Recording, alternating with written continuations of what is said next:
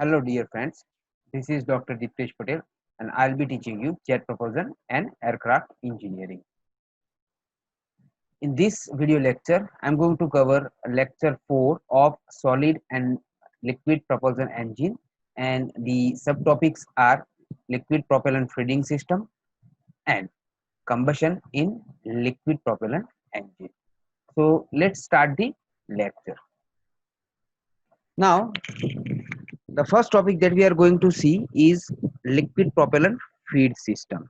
Unlike a solid propellant rocket engine, liquid propellant engine required a special feeding system, and there are basically two different types of the liquid feeding system used.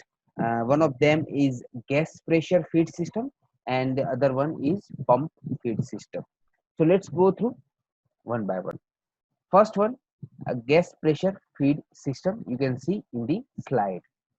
It has many components such as the inert gas tank, liquid fuel and liquid oxygen tanks, and then a set of pressure regulators and the control valves. An inert gas such as helium or nitrogen is stored in a tank at a very high pressure, and it is passed into pressure regulator valves.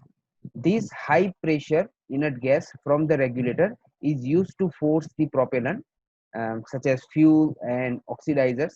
The propellants under high pressure are forced to flow into the combustion chamber through control valves. Several regulating and check valves are used for filling, draining, and checking the flow of propellants. Moving parts such as pumps and the turbines are not used in this system, and therefore this system is considerably simpler as compared to the pump feed system. The pressurization of the propellant tanks is comparatively much heavier, so this system is not suitable for larger rocket engine and long range missiles. Now let's go through the other one, pump feed system. Here we have the components such as liquid fuel tanks and oxidizer tanks, also a tanks to store H2O2, then a set of pumps and turbines and the control valves. In this system, liquid fuels and the liquid oxidizers are stored in a separate tank at low pressure. Liquid fuel and liquid oxidizers are forced into the combustion chamber at high pressure by the fuel and oxidizer pump, as you can see in diagram. A gas turbine is used to operate the fuel and oxidizer pumps. Liquid hydrogen peroxide, such as H2O2, from the tank is decomposed by a catalyst such as calcium or sodium permanganate, and due to this, steam and oxygens are generated. This steam is used to drive the turbine.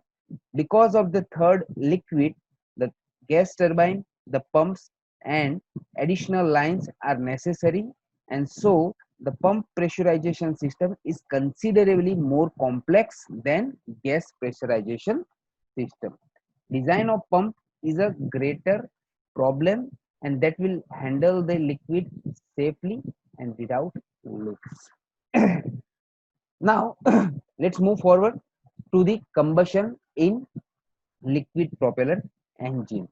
Now combustion is a very complex process in the liquid propellant rocket engine, and it required certain processes to go through. So basically the combustion of liquid propellant in a combustion chamber required a few processes that need to be go through precisely for the higher performance of the engine, and these processes are injection, atomization, mixing, vaporization, ignition, and chemical reaction between fuel and oxidizers. The propellants are injected into the combustion chamber through fine orifices for proper atomization. And there are different methods that are used to atomize and mix the fuel and oxidizers. So let's go through the methods to atomize and mix the propellant. Now there are the three different methods. Mainly three different methods are used to mix the content of fuels and oxidizers before it reach into the combustion chamber for ignitions, and these methods are parallel stream type. Second one is impinging stream type, and the third one is spark injection type. Now we are going to see these methods one by one. So let's start with the parallel stream type. You can see here the fuels and oxidizers are supplied parallelly in alternate locations through manifolds. In parallel stream type, injector oxidizer and liquid fuel injectors are fixed alternatively. So you can see oxidizer, oxidizer and fuels. So these lines are fixed alternatively. Now mixing of oxidizers and fuel takes place due to diffusion and eddies that are created into the combustion chamber. Next type is impinging stream type. Now in impinging stream type, we can see the fuels and oxidizers lines passing through the manifolds, and the oxidizers are allowed to impinge on the fuels, and because of that the proper mixings of fuels and oxidizer takes place into the combustion chamber. In impinging stream type, injector liquid fuels and oxidizer jets impinge on each other, and that gives well mixed propellant charge to the combustion chamber.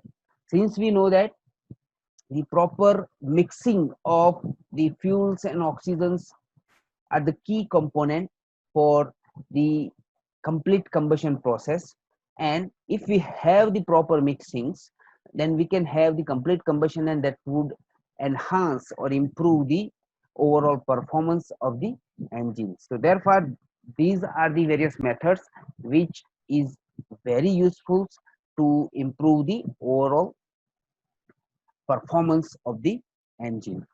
Now let's go through the third one, a spark injection type. Here the fuels and oxidizers are allowed to pass through annular passages, and they would come out in the combustion chamber in the form of annular jets. So you can see the oxidizers are injected in the center, surrounded by the fuel's annular passages. In this type, the combustion starts with the arrival of one of the propellants in order to obtain a low value of the oxidizer fuel ratio. The fuel jet is allowed to enter the combustion chamber first, and then the oxidizer would get into the combustion chamber and the overall combustion process begins.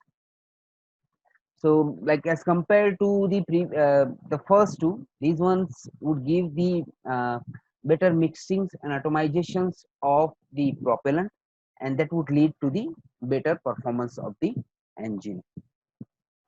The combustion pressure and temperature mainly depends on the flow rates of the propellants, the combustion rate and the gas flow rate through the exhaust nozzles.